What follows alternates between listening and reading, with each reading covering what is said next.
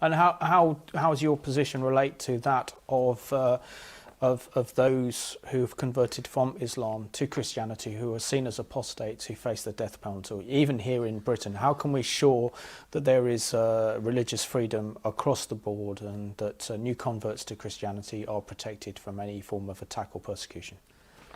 Well, it's very difficult, because that is actually something that's enshrined within Sharia law. But we have to say that it's completely unacceptable in this country to be ostracising people who wish to change their faith.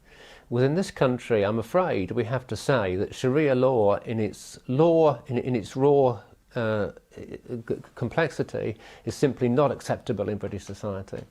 And the idea that somebody can be punished in any way for changing their faith has to be something which is completely unacceptable in this country. What I want is to have a proper open debate on the rights and wrongs of Islam and the rights and wrongs of Christianity. Let that debate take place in our schools, in our universities, in debates across the country. Let's have open debate, because in my belief, the more we have open debate, the more people will see that Christianity is the truth and Islam is actually a false religion.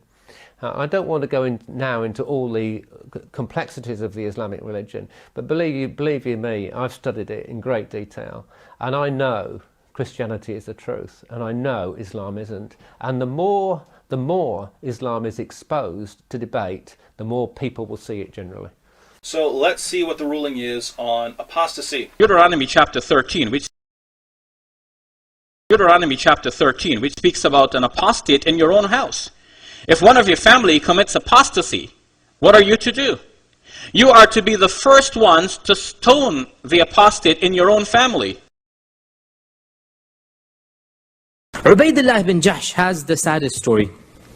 Ubaydullah ibn Jahsh converted to Christianity, and he was the cousin of the Prophet ﷺ. So when the Prophet ﷺ began preaching, he accepted Islam, and he married Salama. And they then migrated to Abyssinia. So he was a Muslim, but he became a murtad when he reached Abyssinia. And he reverted back to Christianity. And that was when, of course, Salama had to leave him, and he died shortly after that. And then the Prophet ﷺ proposed, and Salama became his wife. And there's a whole story there about Ubaydullah ibn Jahsh, which we don't have time for, but one simple benefit that we can derive from this, and it's a very important benefit. If you become murtad in a land that is not ruled by the Sharia, this is your freedom. You cannot do anything.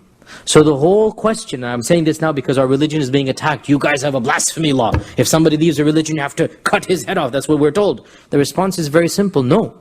Our Sharia tells us that in lands that are not ruled by Islam, Ubaydullah ibn Jahsh converted back to Christianity. Nobody harmed a hair on his head. This is the land of Negus, the land of Najashi. Do as you please. It's not the land where the Sharia is going to be implemented. So in lands other than the land of Islam, there's no question the Sharia would say that we don't implement that. And of course, whether we implement or not, even in Islamic lands, there's a whole long conditions for that.